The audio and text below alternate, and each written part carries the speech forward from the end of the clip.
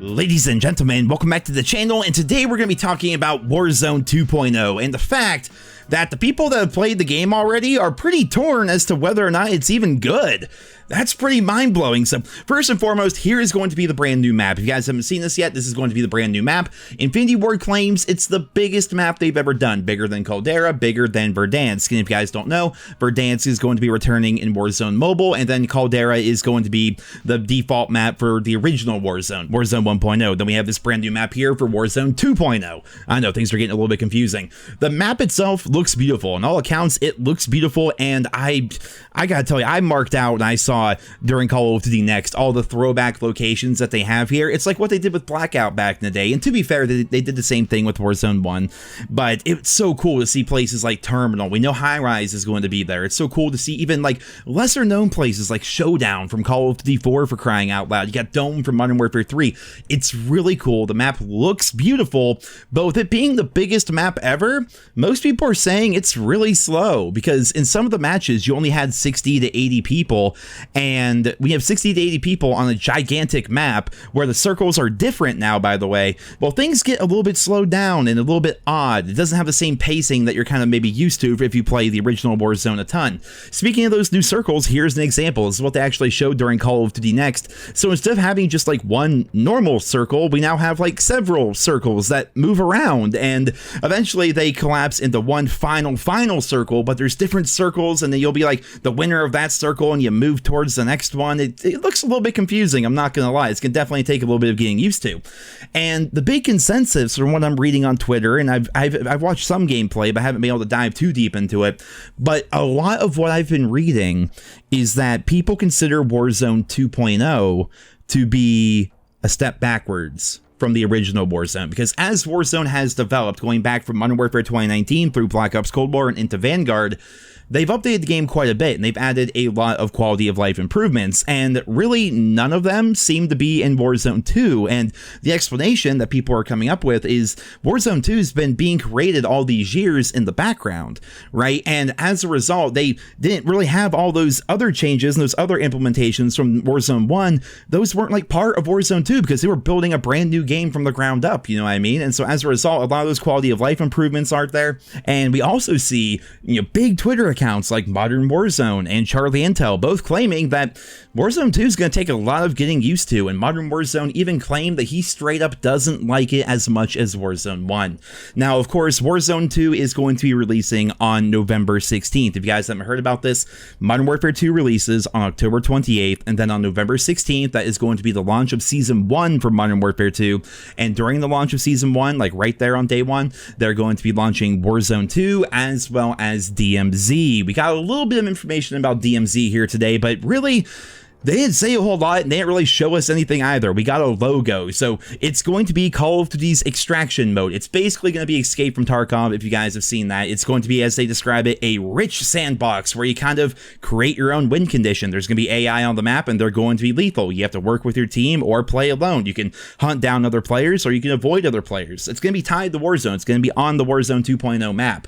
But again, we don't really have that much information. But if you've seen Escape from Tarkov ever, it's basically going to be the Call of Duty version of that. But going back to normal Battle Royale here, fans are mixed, man. And there is one thing that I am very excited about, and I know this means so much more to me than it does to probably most of you, but they said during Call of Duty Next that in Warzone, they wanted to give people things to do besides just win. And I feel like they watch my videos sometimes because I've like literally said that in the past. Like, I want something to do in the game besides just try for the win. I mean, obviously you try for the win, but if you lose the game, then you're just like, well, shit, that sucked. I guess I just jump into another one. What was great about a game like Blackout, for example, is in Blackout, you had the individual progression system. So you're leveling up, unlocking the individual skins like Frogman and Battle Hardened and the Air Force chick, I forget her name, and so on and so forth, right? There was those Blackout specific characters that you got for leveling up, and so even if you didn't do all that well, if maybe you did a challenge or something like that, it felt good to level up. And then you also had all the number skins you could go for, and you had the Blackout specific skins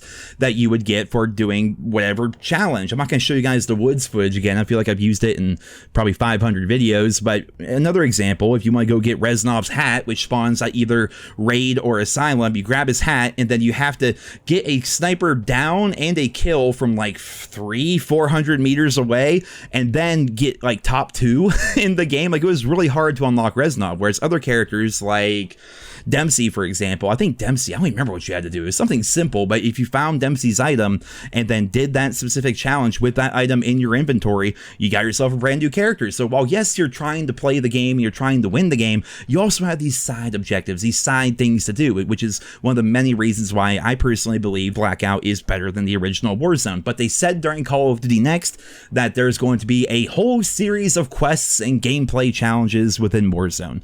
So the extent of that, they did not really go into very much detail, but I'm hoping that they adopt some of those things that we had in Blackout and put them into Warzone 2.0, because I think that can only mean good things for the player base. But going back to it here, man, people are torn. People don't know after playing it. Mind you, people consider these guys to be the Cod Chills. I don't consider them to be shills. They're working with Activision. Sure, there's an inherent bias there, but I think they still have valid opinions. I still trust these people, right? And when they're there in Los Angeles, they just woke up in a hotel room being paid for by Activision. They went to the event, they got their care package, they have their official Call of Duty brand Crocs. They go to the event, they sit there all day, they finally get to play the game, and they tell you that they're not enjoying it. I'm inclined to believe them. You know what I mean? And a big thing that a lot of people are talking about is you can't buy loadouts in Warzone 2.0. If you go to a buy station, here's a clip from Modern Warzone, and thank you to you guys. I just kind of download your videos off Twitter. I hope I'm allowed to do that. But of course, I'll put links to Charlie Intel, Modern Warzone, all my sources down there in the description. But you cannot buy your loadouts at buy stations. So I am hearing that you can buy individual attachments, so you can, in a kind of roundabout way, get your favorite loadout, but it's gonna be more expensive, and maybe it's got something to do with the strongholds like we learned from that playtester a while ago. I don't know. The big thing is they have gone out of their way to say that Warzone 2 is an alpha, and I understand that. Games are, you know, you look at, I think I might have some old footage for you guys. Here is the beta for Blackout. And I get that the map didn't really change. The visuals did get upgraded, I think, a bit. They definitely like updated the map over the course of different seasons. Like, you know, during the summertime, it looked different compared to the springtime and winter and things like that. But just looking back at like the old, you know, how you looted, for crying out loud. This bag system is terrible. It's horrible. But that was the Blackout Beta. And apparently we are in the Warzone Alpha. And the thing about it being an alpha is the game is set to release on November 16th. So we're talking about literally 2 months, like almost to the day from now, that game is going to be going live. So if it's an alpha right now and it's not in a very good state, how much are they going to fix and change and update in 2 months? I mean, maybe they can do a lot. I don't know. I'm not a game dev. I'm just a guy that talks about Call of Duty on the internet.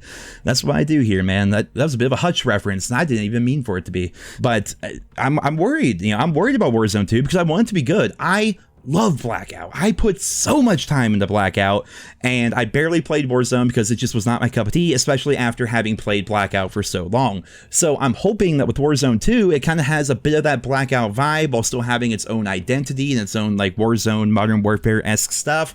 That's like the common ground that I'm trying to find here. But right now, people aren't so sure about it, and I would love to hear down there in the comments, what do you guys think of Warzone 2 based on what we've learned so far and based on the gameplay that you guys have seen? I would definitely be very interested to read about that, but for right now, that's it for this video here today. The beta for PlayStation is set to begin tomorrow, so expect my impressions. It's gonna be fun. I'll be playing the game, I'll be trying it out, and hopefully I don't play too poorly. But until tomorrow's videos with the beta, that's it for the videos here today. I hope you enjoyed it. Leave your thoughts and feedback down there in the comments, and I hope you guys all have a wonderful day.